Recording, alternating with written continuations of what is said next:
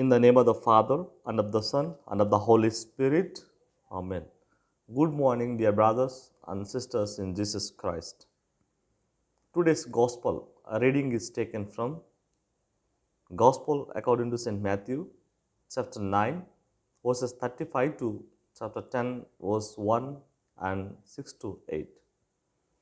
In today's Gospel reading, Jesus was moved with pity and helpless like a sheep without shepherd.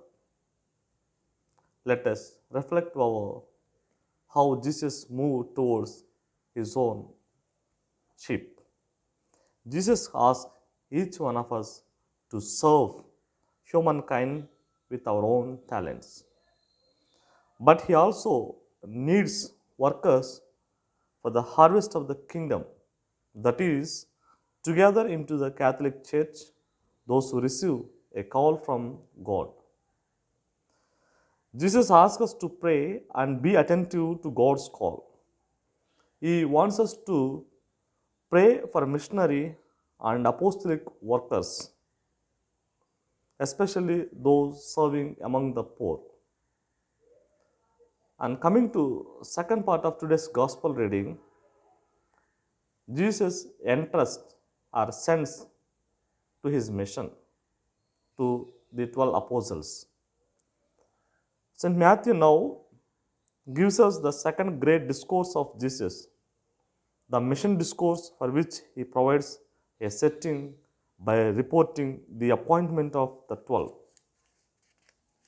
The 12 are more than merely helpers Jesus appoints to assist him in his mission. These 12 symbolized the 12 tribes of Israel. This first was the first mission. This was the first mission of Jesus, that he enters and sends the 12. The word mission means sending. The Father is the one who sends messengers to the world to gather those who believe in his love and promises.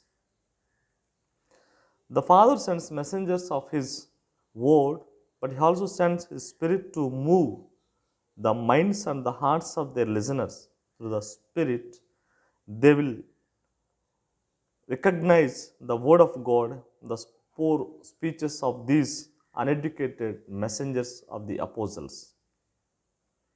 The Father sends his Son to the earth, and in turn, the Son sends his apostles. The Father entrusts to Jesus the realization of this plan. The Church takes upon herself the continuation of the work initiated by Jesus. Coming to his first mission about Jesus sending, these verse reflects Matthew's two steps of understanding of the mission of Jesus and the church. The pre-Eastern mission of Jesus is restricted to Israel only. The mission of the risen Lord reaches out through his disciples to all nations.